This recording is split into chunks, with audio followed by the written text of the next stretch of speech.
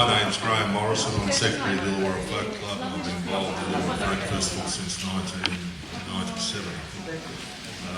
When I was invited here as a substitute for Dave DeSanti, the great Dave DeSanti, I thought I was on that side. I didn't realise I was on this side. And here I go, fortified by a bottle of bread. Describe your festival and its vision.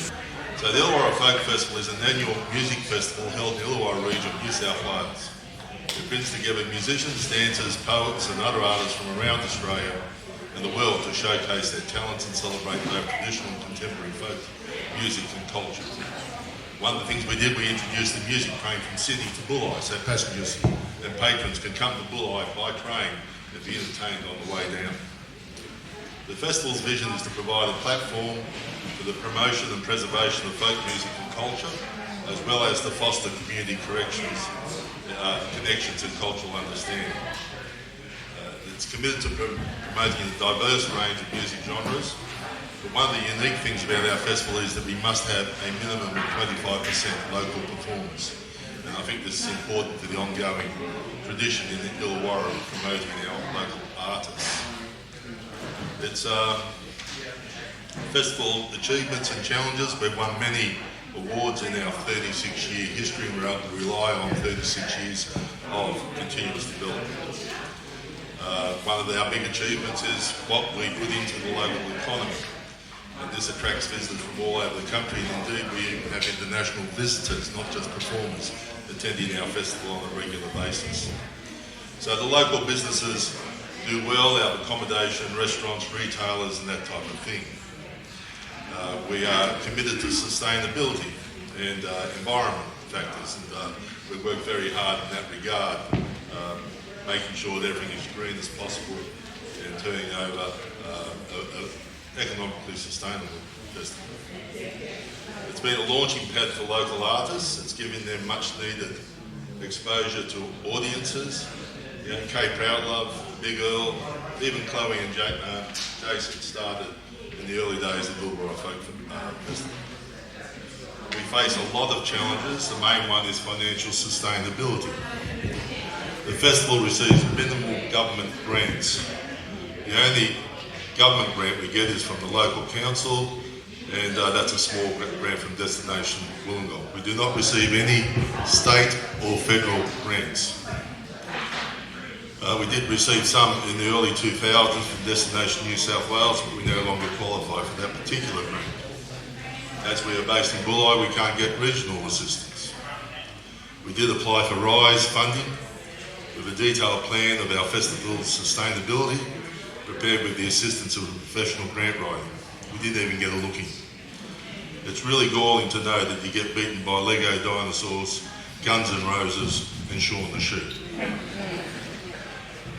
Our total sponsorship would be less than $30,000 cash and some in-kind assistance. Obviously this makes it difficult to plan and sustain the festival in the long term. So, combining the next question and this question here, to sustainability, what we've done is we've now been successful in taking on 3 very dynamic younger persons in their 20s. One's going to become the festival director in a period of a handover of 3 years. This is very important in that we don't lose the tradition that's already been established. One of our major problems is the increasingly complex minefield of getting approvals from local government departments such as liquor licensing and police, occupation health and safety compliance and security. They've all become major issues. When I started, they weren't an issue at all. In fact, they took nothing from our budget. Now, they're probably a quarter, if not more, of our particular budget. Our festival is run by volunteers, 250 brilliant people who spend a lot of time and effort. We held our last festival in January. At the end of January, we've already had 3 major meetings as to the next festival. It doesn't stop. You don't get a break. You might get a week off if you're lucky.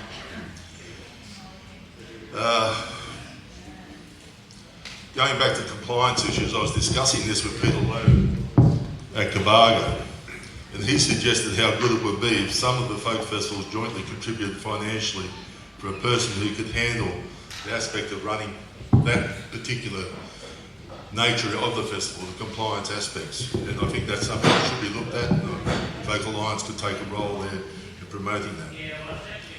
We see the festival as a significant event in Australian folk music.